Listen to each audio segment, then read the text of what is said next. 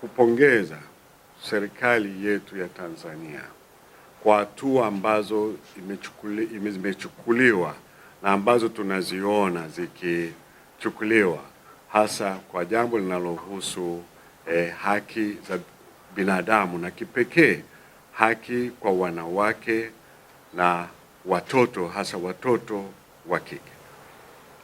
Tumeipongeza serikali kwa uamuzi wake wa kutoa tena fursa kwa watoto wa kike waliopata mimba na kuruhusiwa tena kuendelea na masomo yao.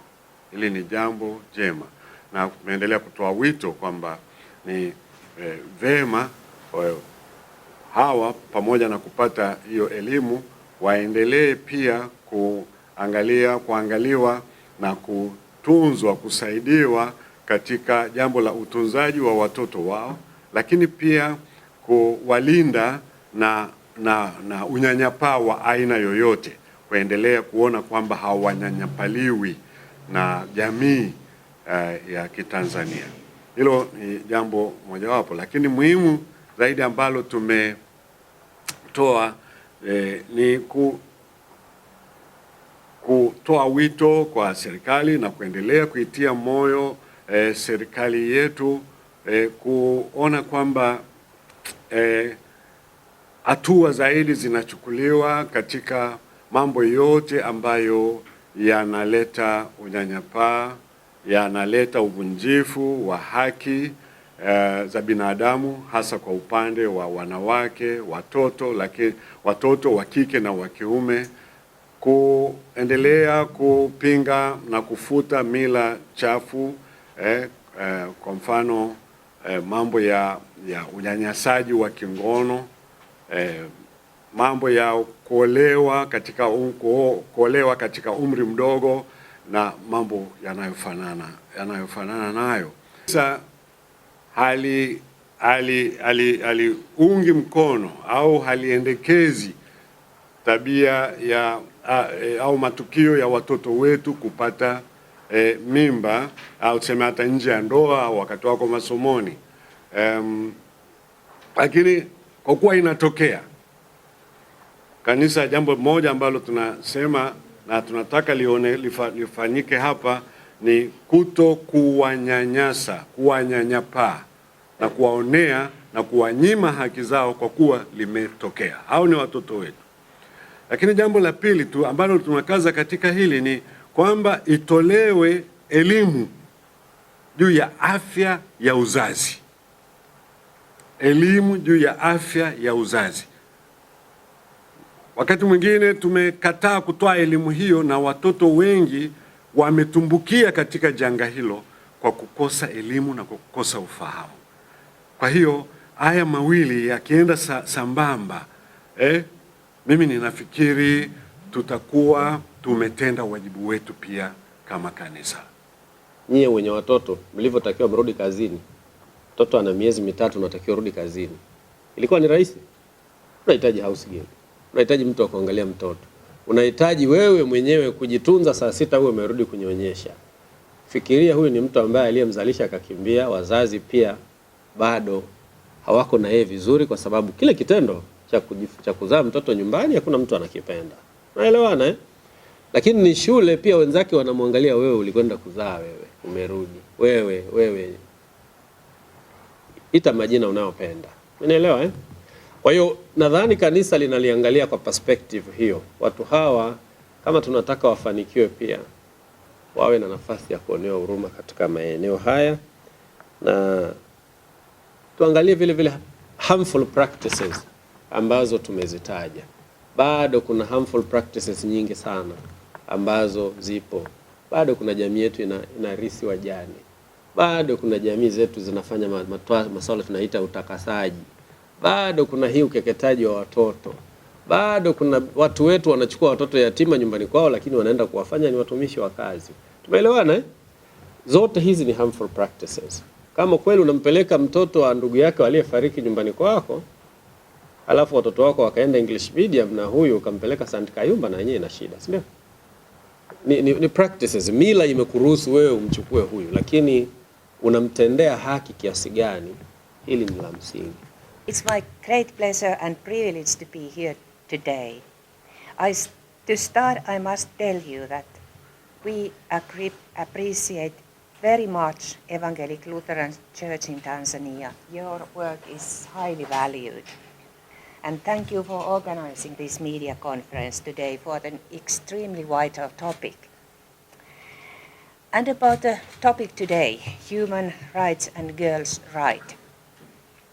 In the latest UPR, which you referred to, mechanism, Tanzania received quite a few recommendations in the field of human rights.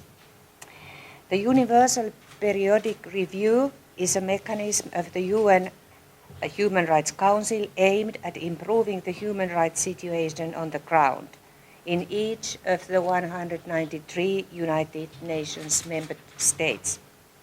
Under this mechanism, the human rights situation in all the UN member states is reviewed every 5 years.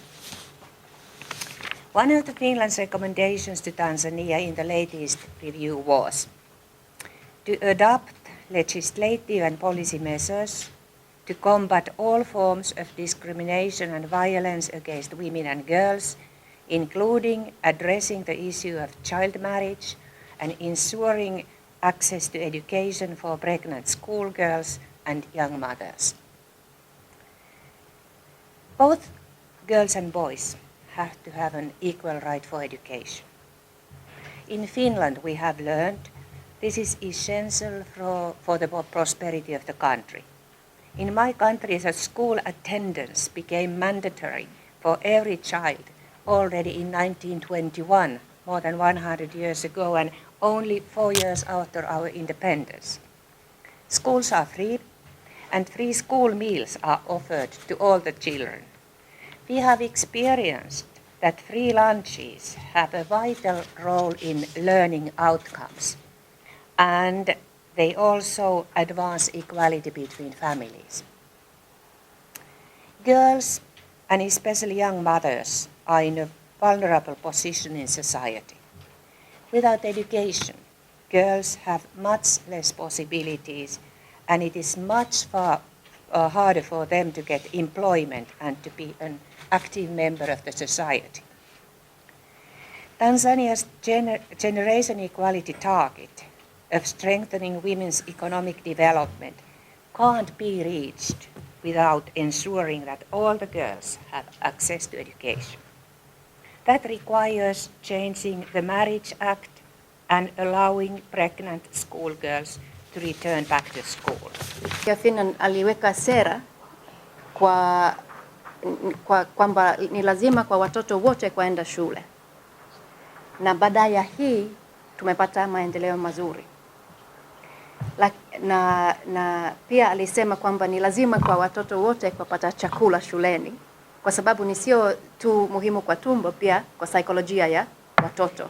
Na tumeona imesaidia sana kwa watoto kwa kupata elimu vizuri. Lakini kwa pande yangu nataka pia kuongea historia ya Finland. Kwa miaka 1970 serikali ya Finland alisema ni lazima kuweka elimu ya uzazi kama compulsory subject kwenye shule. Na serikali ameona watoto ya umri ya 14 na 15 aliacha kufanya kitu ya ngono. Kwa hiyo kama tunataka kupunguza hizi mila, elimu inasaidia kuliko kitu kingine. Na baada ya miaka 20 iko serikali tofauti alisema hamna hela kwa elimu hii ya uzazi, na alicancel hizi subject ya they cancelled the subject of reproductive health as a compulsory subject. And what happened is that teenagers started having sexually transmitted infections, and the number of 14 and 15-year-olds who started having sex increased again. So in our country, we have seen that the introduction of this life skills-based sexual and reproductive health education is very good for the health of young girls and boys. Pia nilifanya kazi kwa miaka 11 kwa pinga ukeketaji hapa Tanzania. Na kwa Tanzania ndani ya miaka 20 iliyopita ukeketaji imepunguza sana kuliko nchi nyingine Afrika. Kenya and Tanzania have recorded some of the highest reductions in FGM in the continent.